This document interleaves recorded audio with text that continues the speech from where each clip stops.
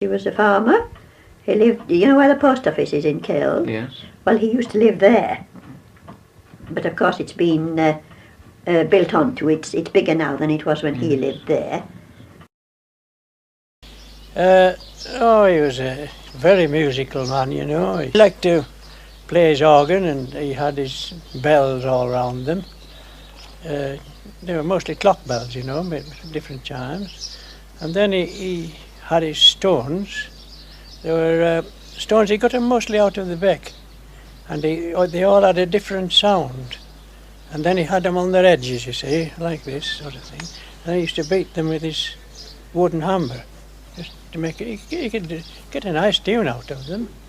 They were quite tuneful, but he was very peculiar. He had a job to get him to play them, you know. He was take a bit of ticing. Oh, I can't play them, he'll say, I can't do this and I can't do that. If you got him persuaded to do it, he very nicely, he could do very well.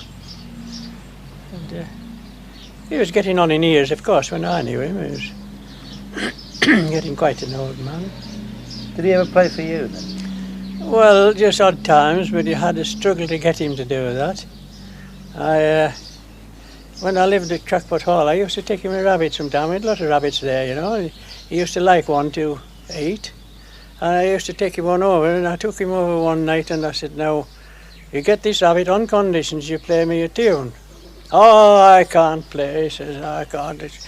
Gramophones has done me, he says, they've done me out of my business. It's gramophones. He's always thinking that gramophones had played him out, you see. However, with a bit of ticing, I got him to play me a tune. I says, if you don't get the rabbit. I'll take it to Ruth. There was an old lady just above. I said, I'll take it to Ruth if you don't play. So down he sat and he played me the Hallelujah Chorus, which is a very friend of a big favourite of his. And he played it very well. Otherwise, he was a man mostly on his own. He didn't have many friends particularly.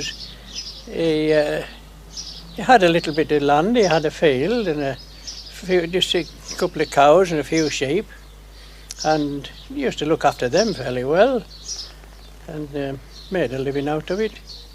He was a man that would be fairly well off, fairly well to do. He had some property, he had some land as well. He would get the rent off that, you see. He would be able to live all right that way. But, otherwise, he was a very one-man band. He wouldn't join in with anybody else very much. So you remember one occasion when he went to sell his sheep, didn't he? Oh yes, he used to take his sheep to Horse Market, you know, and he was coming down into Thwaite, down that bank one day, when he met a dealer going up, and he asked him how much he thought they would make when I get to Horse. How much will I get for them? And this fellow thought he would value them fairly high for him, and he gave him a certain value, and he says, well, now I'll tell you, I'll not go through Thwaite. I don't like going through Thwaite. He says, I'll let you have them. You can have them.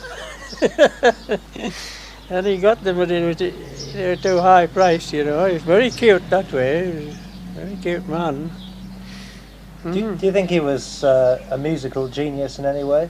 Oh yes, music was his main thing. It was his main item, was music. As long as I knew him, he was always very musical, and very keen on his band and his bells. That's as far as I know about him, really.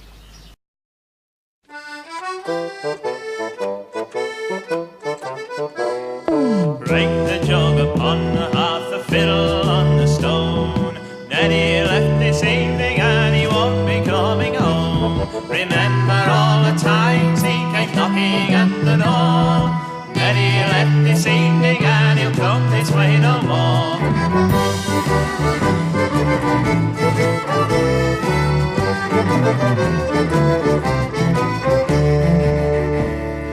Neddy was a farmer till he chose the roving way, and the weeds crept in his kitchen and his sheep they ran astray.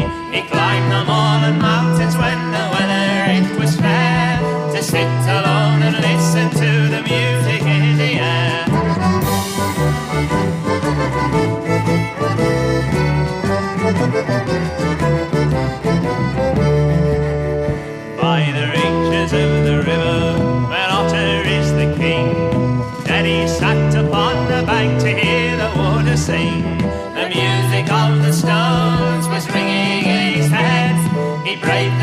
to pull them out from the river's bed.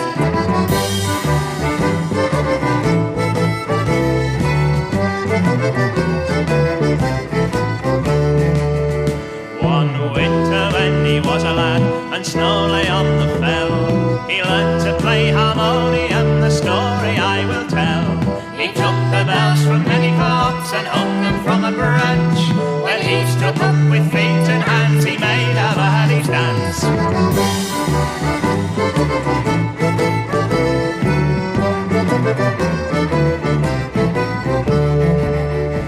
On the day that Neddy died, they took his precious stones, broke them into little bits and scattered them with his bones. Neddy only smiled and sadly shook his head. If that's the best that they can do, I'm far off better dead.